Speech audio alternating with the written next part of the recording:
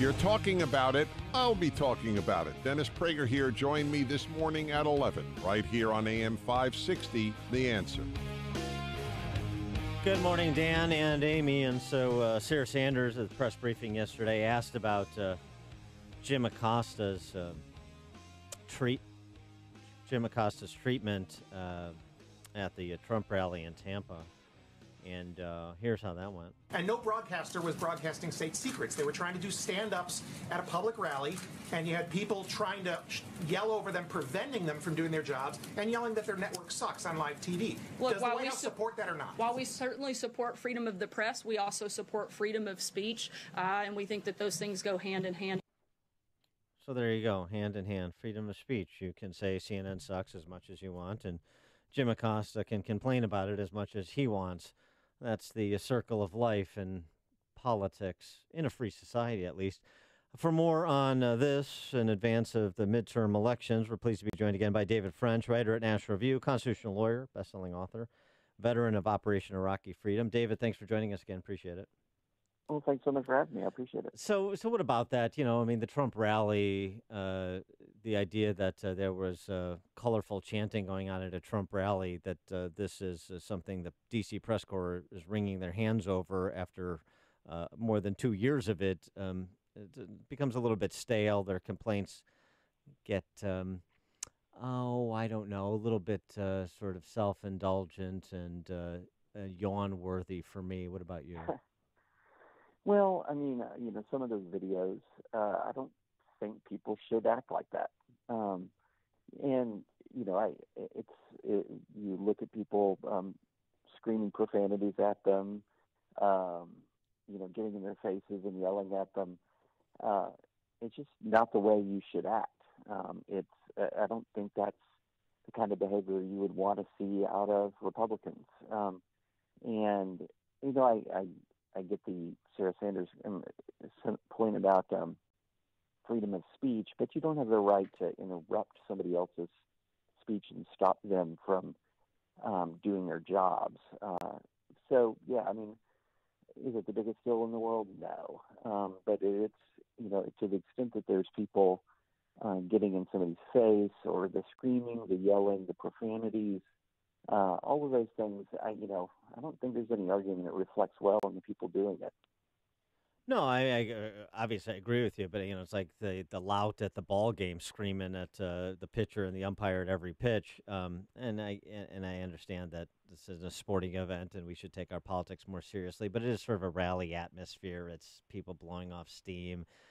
The idea that this is the natural predicate to violence, that this is Stalinist, as Andrea Mitchell incredibly said earlier this week, is just a little absurd. And so on the one hand, you can say, hey, temper the middle fingers and the profanity. On the other hand, I don't want to run interference for the D.C. press corps on this stuff. Well, of course, there's the overreaction to it, which is always inevitable when there's any kind of negative development in the Trump era. You'll always see the rhetoric go to 11 in the other direction. Right. I don't know that I remember when Bush was compared to Hitler, but I don't think I've heard as many comparisons to Hitler and fascism. So, President, in modern times, as I don't know if I've ever heard so many comparisons to fascism. So yeah, the reactions go extreme in the other direction as well, for sure. I thought I was asking if you think it's extreme that President Trump had tweeted yesterday that he wants he wants Jeff Sessions to end the Mueller probe, essentially, firing Mueller. Do you think that is an obstruction of justice, or what are your thoughts? Well, it's not obstruction of justice. I mean, you don't tweets are not obstruction of justice. Obstruction of justice, we have the pattern for it based on the impeachment articles against Nixon and Clinton. And obstruction of justice would be, for example, if Trump lies to grand jury witnesses, giving them false information in the hopes that they'll deliver false information to the grand jury. That was one of the things that Bill Clinton did, that Richard Nixon did. That's what obstruction of justice is when you're actually interfering with a lawful proceeding, like a grand jury investigation. So that's but tweets like that are not obstruction of justice. That doesn't mean that they're smart. Doesn't mean that they're wise. I mean, he has the power to end this investigation if he wants to. I think what he's doing via Twitter is just venting. Andy McCarthy said it pretty well. Look, if the president actually thinks that an injustice is being done in this investigation, or say to Paul Manafort, who tweeted on behalf of also yesterday, well, he has the power to do something about it. But otherwise, what he should stop these tweets. Dan Henninger, writing in the Wall Street Journal, suggests that talking about Mueller, even talking about the government shutdown, potentially be willing to shut the government down over border security and border wall funding, is running interference into the message that Republicans should be carrying for the 90 some odd days running up to the midterm elections, which is about the positive accomplishments of this administration, specifically the economy's performance over the last 18 months. Do you think that sort of it's the economy stupid redux is the approach that Republicans should be taking? Well, I mean, it's an approach that has worked for a long time in politics. I remember when Clinton was under extreme pressure for the Lewinsky investigation. They did two things at the same time with an awful lot of discipline. One of them was attack the investigation, attack the investigators, and the other thing was talk about the booming economy and talk about how that's a distraction from his job as in his role as president, and it works for him. So I do think that there is, there's sound political advice. It is sound political advice to say, hey, Mr. President, you just hit 4% economic growth. We're nearing full employment. When you look at the, unemployment rate, why not talk about that at least as much as you talk about the Mueller investigation? And he does do that, but I think, and he does talk about the economy. But I think, if you look at some of these Twitter screeds about the investigation, what he does is he's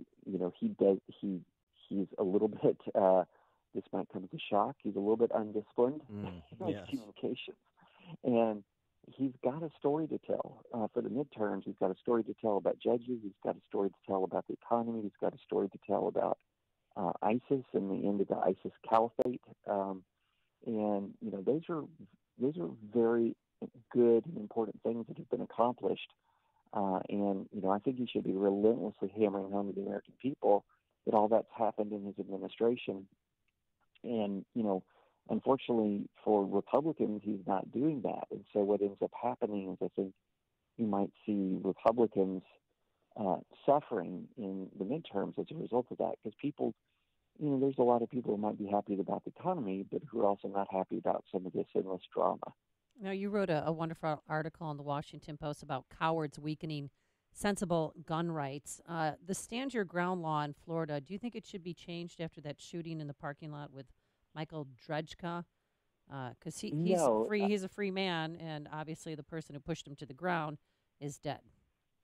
Right. No, it shouldn't be changed. It should be applied. Yeah. Applied lawfully. And so the Stand Your Ground law, and this is something that gets misunderstood all the time, the Stand Your Ground law on its face does not protect Michael Drejka, the man who killed another man for pushing him. On its face, the Stand Your Ground law has two provisions, and a lot of people have ignored this. And one provision says that if someone uses unlawful force against me, short of deadly force, I can use unlawful force back. In other words, if someone pushes me, I can push back. If someone hits me, I can hit back. The only time I'm allowed to use deadly force under that law is if I'm reasonably in fear of imminent death or grave, serious bodily harm. In other words, I have to be not just actually in fear that I'm going to die. That fear has to be reasonable. In other words, it has to be objectively reasonable. And in this circumstance, he was pushed. That's what happened. And then as soon as he pulled, this Drejka guy pulled out his gun, the person who pushed him started backing away. That is not circumstances where you're in reasonable fear of death or of great bodily harm. that is a circumstance covered by the first part of the law that says, hey, if you're pushed, you can push back, not shoot. So a punch or a kick or a push is no license to kill. And that was what's been so totally misinterpreted by that Florida sheriff. And what ends up happening is that Michael Drejka begins to discredit lawful gun owners because the other side will use him as a symbol of this is what it's like with stand your ground. You discredit stand your ground laws. No, just apply the laws written, and the laws written does it to protect that behavior. Speaking of the application of the law, your reaction to the temporary restraining order that was issued in Seattle blocking the posting of blueprints for 3D printed guns. Oh my goodness! I didn't think it was possible for me to be surprised by mainstream media ignorance about guns and gun rights, but I got surprised. The whole 3D gun printing hysteria that erupted over the last 48 hours was unbelievable. Unbelievable. It's as if people suddenly discovered that people can make guns at home. They had no idea that was the case, and it's been going on since before the founding of the Republic. This was judicial lawlessness, because let's be really clear about what happened. The judge blocked publication of information that's already everywhere online, that somebody could find with a few seconds of a Google search. Publication of information to create create weapons that were not illegal. That's something that people, again, were completely missing. Everything in the sky was providing information on how to create illegal guns.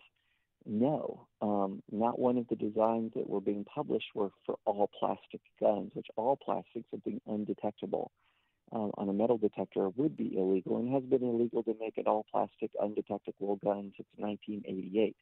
So this how old the technology is to actually create undetectable guns. I mean, we're talking about the Reagan administration since this stuff has been banned. So as the Fifth Circuit Court of Appeals said a couple of years ago, all of the designs that he was going to be putting online were lawful for weapons that people could lawfully own. The whole purpose of blocking them by the Obama administration was not to block them for Americans, it was to block them for access overseas. And all the Trump administration did was essentially say, well, we're going to lift this ban on sharing information, which is a prior restraint on speech, by the way. We're going to lift this ban on sharing information because it does not actually, the national security interests don't outweigh the interest in to protect the spread of information under the First Amendment. So this wasn't a gun case. This was a First Amendment case. And the rhetoric around this, that somehow what was going to happen was this unprecedented access that people are going to have to undetectable firearms, is completely false. Excellent distillation of that issue and the associated hysteria, and nothing more dangerous than when you have the media's ignorance of guns combined with the media's ignorance of the Constitution. Then you've got a real force multiplier there.